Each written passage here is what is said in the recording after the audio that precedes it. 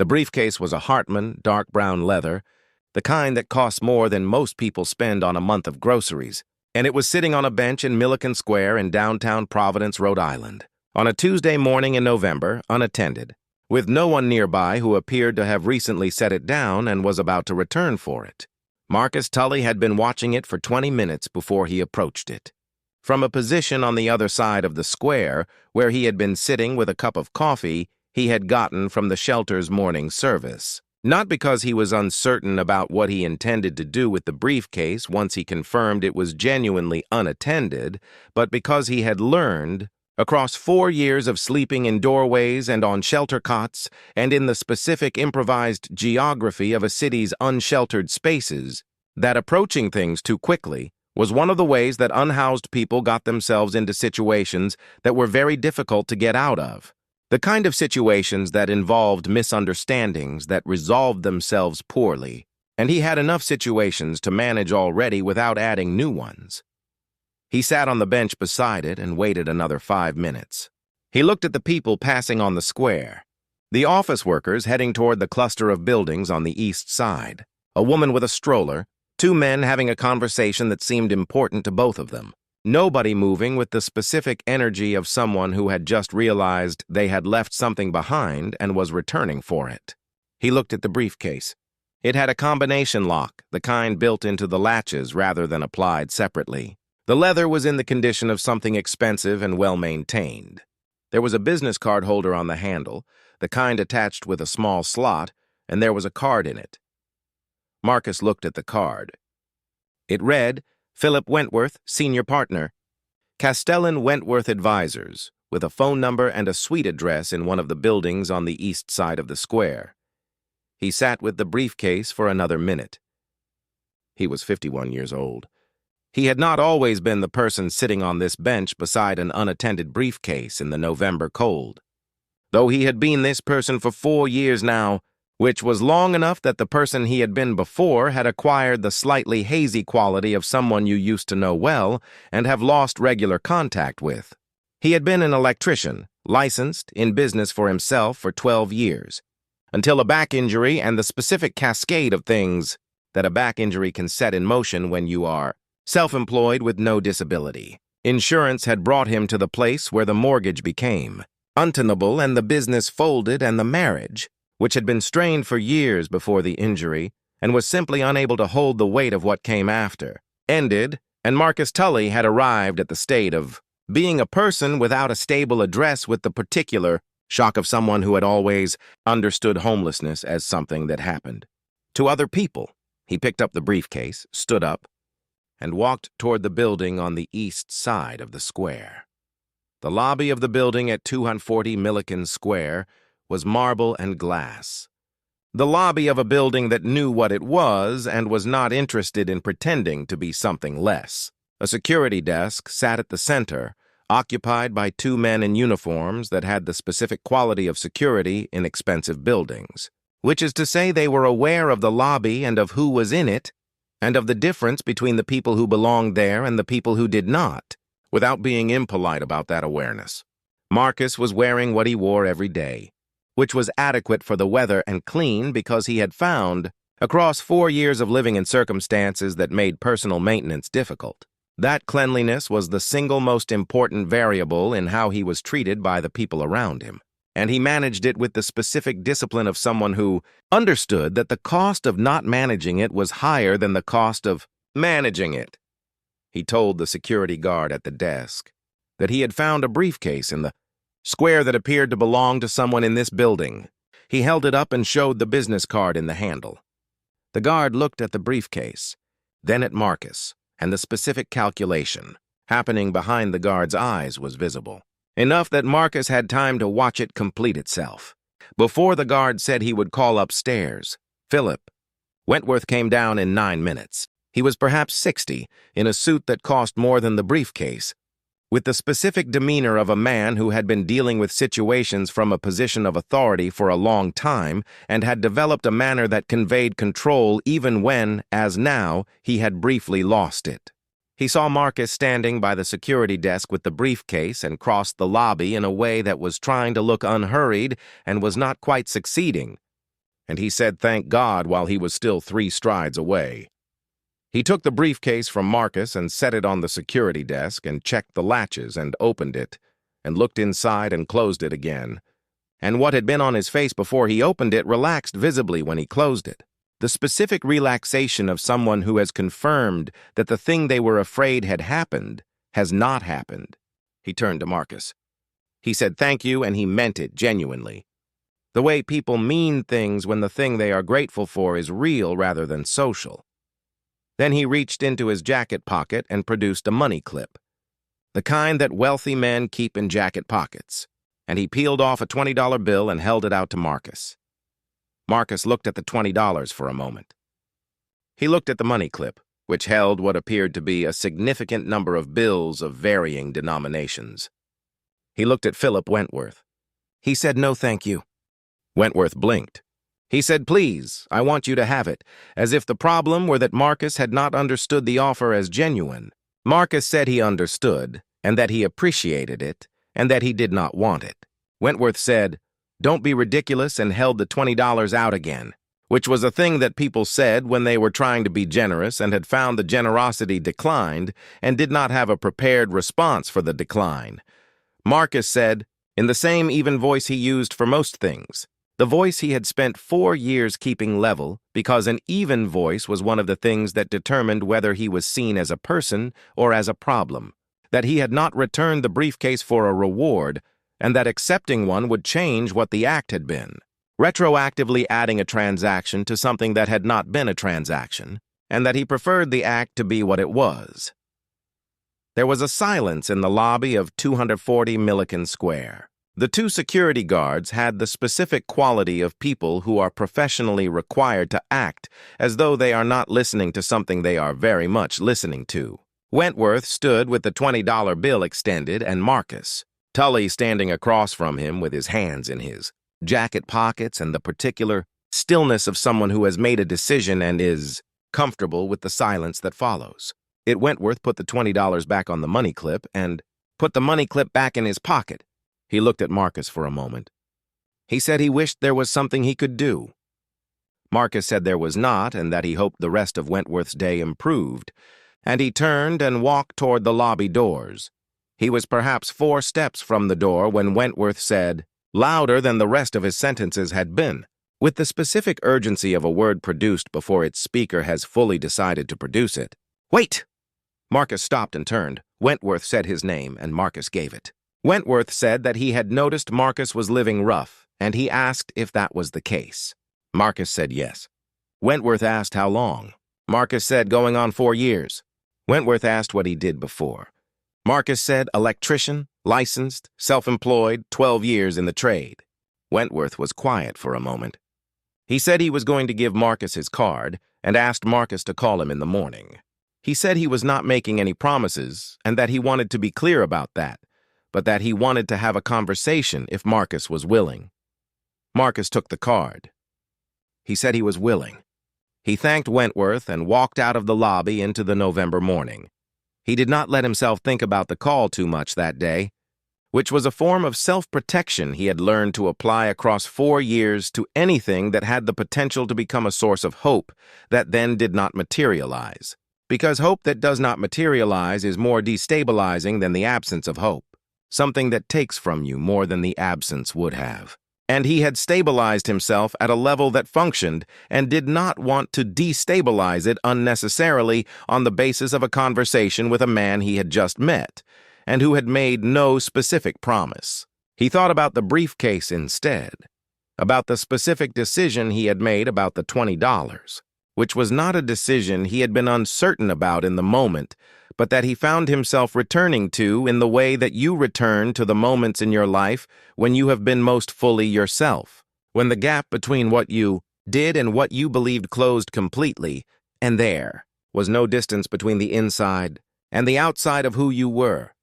He called in the morning from the phone at the shelter on Dexter Street where he had a cot, having arrived early enough the previous evening to secure one. He called at 9:15, which seemed like a reasonable time to call someone in an office. Wentworth answered his own phone, which surprised Marcus, and asked if Marcus could come in at 11. He came in at 11. He went through the lobby past the same security guards and rode the elevator to the 14th floor and was shown into an office that looked out at Milliken Square, from which he could see the bench where he had sat with the briefcase the previous morning. He sat in a chair across from Wentworth's desk, the briefcase visible on a credenza behind Wentworth, back in its place. Wentworth told him about the briefcase, which Marcus had not asked about, but which Wentworth apparently needed to explain. It had contained documents related to a transaction he had been working on for 8 months. Documents that were not replaceable in any simple or quick way, and $23,000 in cash that was the earnest payment on an agreement that was very close to completion and that needed to be presented that afternoon.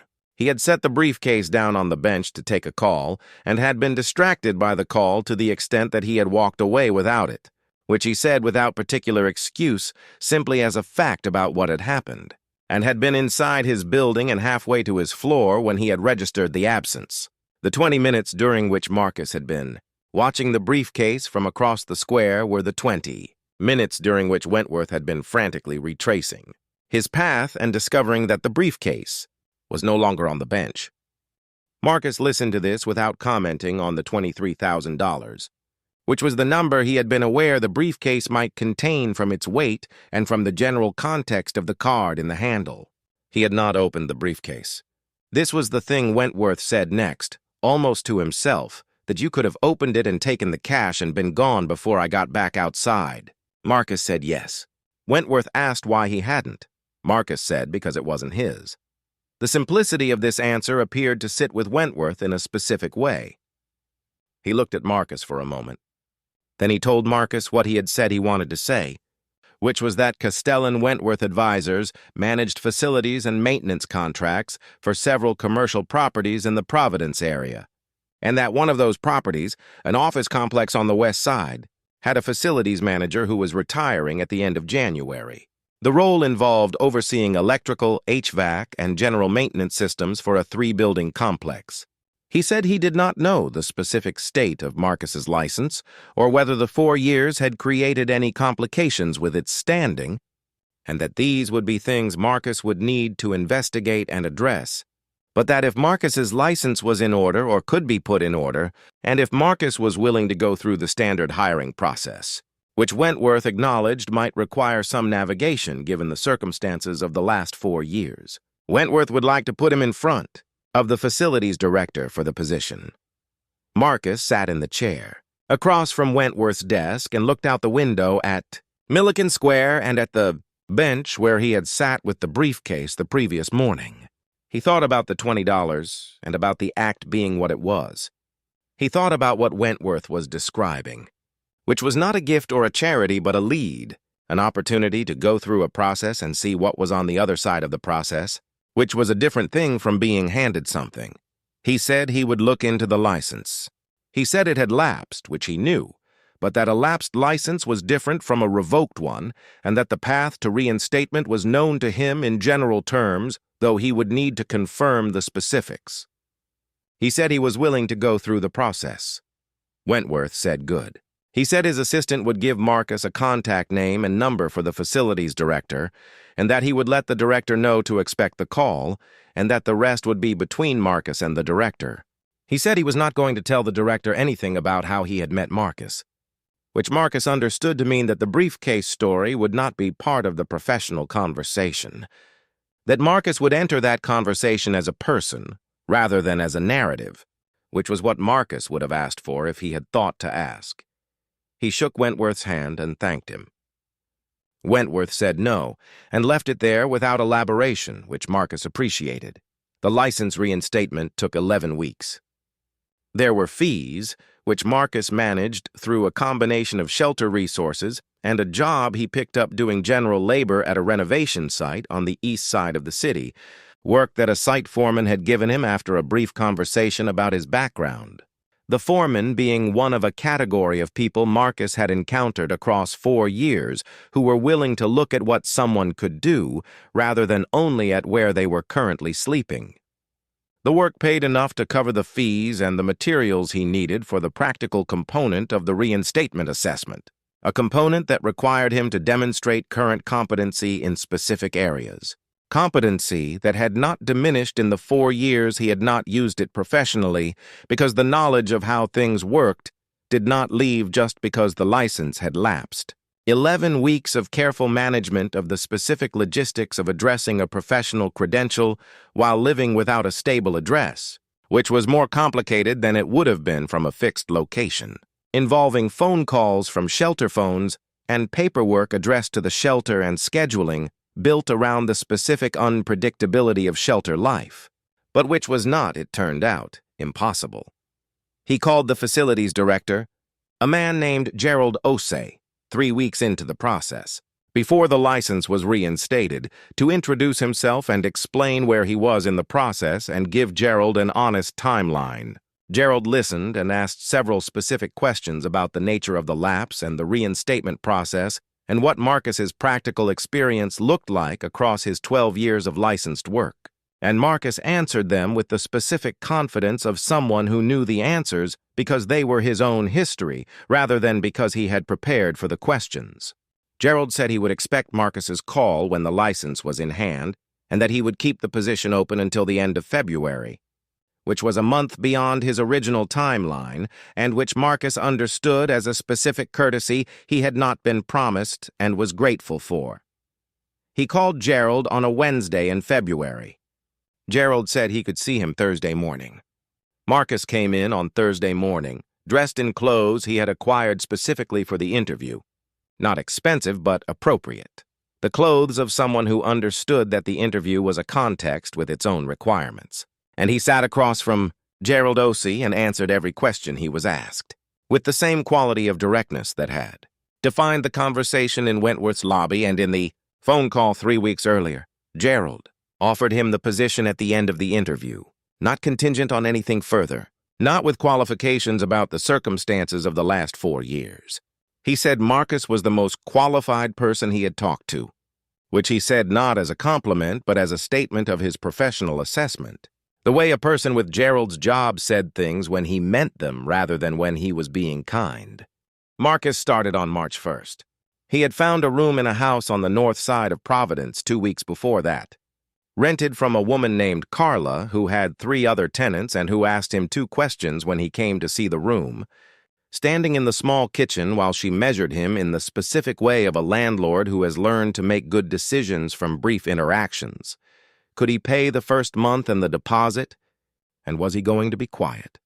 He said yes to both, and he was, and Carla, who had a quality of having seen most of what there was to see in human beings, and having arrived at a settled and practical view of most of it, left him alone and asked nothing more of him than the rent on the first of the month, which he paid on time.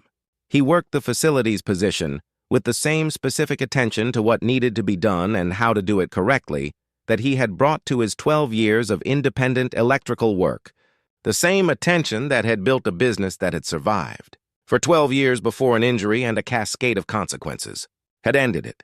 He called his daughter for the first time in 3 years on a Sunday in April, from the room on the north side of Providence, sitting on the edge of the bed that was his bed in a place that was his address, with the specific stability of a person who had something real underneath them again. Not just a job, but the specific weight of a life that had floor under it. His daughter's name was Kezia. She was 26 years old.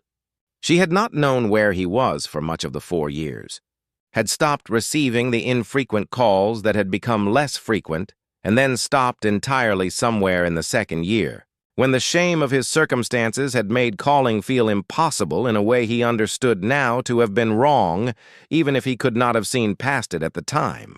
The call was not easy, which was appropriate, because the things that had happened between the last call and this one were real things that had cost them both something, and that the call could not undo. But the call happened, which was the thing that mattered first. The first step in a conversation that would take years rather than months to complete. A conversation that Marcus understood he had now, at least. The stability to pursue without the fear that the ground would shift beneath it before it could go anywhere. What happened next came in pieces, which was how most real things came. Kezia came to Providence in June, the first time they had been in the same room in almost 4 years. They had breakfast at a diner near Marcus's room, and they talked.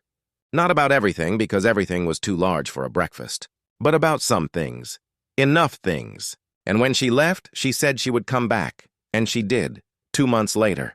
And the conversation continued in the way that conversations between people who have been hurt by something and are trying to find their way back to each other always do, slowly and unevenly, and with periods of difficulty followed by periods of something that was not quite ease, but was better than difficulty. Philip Wentworth passed Marcus on Milliken Square in October, almost exactly a year after the morning with the briefcase. Wentworth was moving at the pace of a man between meetings, and Marcus was crossing the square on his way to the parking structure, where his truck, a used one that he had purchased in September with the specific satisfaction of a man buying something with money he had earned, was parked. They recognized each other from 20 feet away and both slowed. And when they reached each other, Wentworth asked how things were going, and Marcus told him, briefly and accurately, the job and the room and the conversation with Kezia. Wentworth said he was glad. He said it the way people say they are glad when they actually are. Marcus said he wanted to say something, which he had thought about saying in a specific way and wanted to say correctly. He said that what Wentworth had done for him had not been the briefcase, which was what most people who had heard the story focused on, but the conversation in the lobby afterward, the wait, the question about what he did before, the willingness to see what was underneath the circumstances rather than only the circumstances themselves. He said that the briefcase had been, for him, a confirmation of something he already knew about himself, which was that he was not a person who took things that weren't his. But the conversation had been something else, something that opened rather than confirmed, and he wanted Wentworth to know that the distinction mattered to him. Wentworth was quiet for a moment. Then he said that he had found the briefcase, returned to him, and had thought about it carefully, and had concluded that the most useful thing he could do with that information was try to understand why the person who returned it had returned it, and that what he had found when he understood that was a person he wanted to do something for. Not as gratitude, but as a response to something real that he had witnessed. They stood in the square for a moment in the October light. Then Wentworth said he had a meeting, and Marcus said he understood, and they shook hands and each continued in the direction they had been going. Marcus crossed the square and got into his truck in the parking structure and sat, for a moment before starting the engine. He thought about the bench, which was visible from where the truck was parked, and about a Tuesday morning in November, and a briefcase and a decision that had not required any particular deliberation in the moment, but that had, as decisions of that kind sometimes do, opened into something he could not have predicted from where he was standing when he made it. He started the truck. He had work to do. Before you go, I want you to sit with the thing Marcus said in Milliken Square in October, because I think it contains the heart of this story. He said the briefcase had confirmed something he already knew about himself. But the conversation in the lobby had opened something. The act of returning the briefcase was Marcus being who he was. The conversation was Wentworth choosing to see who Marcus was, and then choosing to respond to what he saw, rather than to what the lobby told him to see. Both of those things were necessary, and I think this is true more broadly. The world changes not only when people do the right thing, but when other people notice the right thing being done and choose to respond to it. Marcus could have returned 100 briefcases to 100 Wentworths and received $120 bills. What made this Tuesday in November different was one person doing what they were and one other person paying enough attention to see it. Tell me in the comments, have you ever had someone look past your circumstances and see who you actually were? Or have you ever been the person who looked past someone's circumstances and seen something worth responding to? I want to hear both stories. Subscribe and turn on the bell. The next story is coming. Thank you for watching all the way to the end. I will see you in the next one.